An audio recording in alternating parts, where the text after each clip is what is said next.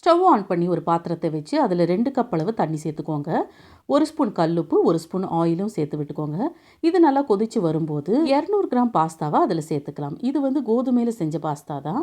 இதை நான் சேர்த்துருக்கேன். இது வந்து ஒரு 8 நிமிஷத்துலேயே நல்லா வெந்து வந்துடும்.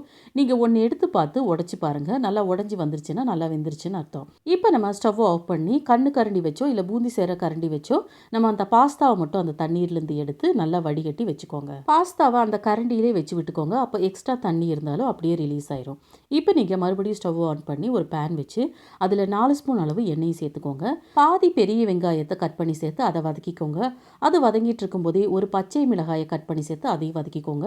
கூடவே கொஞ்சமாக கறிவேப்பிலை, 1 ஸ்பூன் இஞ்சி பூண்டு பேஸ்ட் அதையும் வதக்கி, கூடவே 1/4 ஸ்பூன் மஞ்சள் தூள், 1/2 ஸ்பூன் மிளகாய் தூள், 1/2 ஸ்பூன் கரம் மசாலா தூள், 1/2 ஸ்பூன் சீரகத்தூள் எல்லாத்தையும் சிம்மிலேயே வச்சு நல்லா வதக்கி விட்டுக்கோங்க. அதுக்கப்புறமா ஒரு பெரிய சைஸ் தக்காளியை நல்லா அரைச்சி சேர்த்து கூடவே 1/2 ஸ்பூன் பொடி சேர்த்து எண்ணெய் பிரிஞ்சு வர வரைக்கும் வதக்கிக்கோங்க. நல்லா வதங்கினதுக்கு அப்புறம் நம்ம வடிகட்டி வச்ச அந்த வேக வச்ச பாஸ்தாவை சேர்த்து நல்லா மிக்ஸ் பண்ணி அதுக்கப்புறமா ஸ்டவ் ஆஃப் பண்ணிக்கோங்க. இது வரைக்கும் பாஸ்தாவே சமைச்சது இல்லை. என் தங்கச்சி கொடுத்தனால இதை செஞ்சு பார்த்தேன். உண்மையிலேயே நல்லா இருந்துச்சு.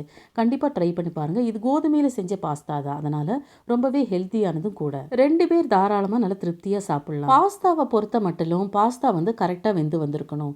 ரொம்ப வெந்தா பாஸ்தா டேஸ்டே மாறிடும். மற்றபடி இது செய்கிறது ரொம்ப ரொம்ப ஈஸி.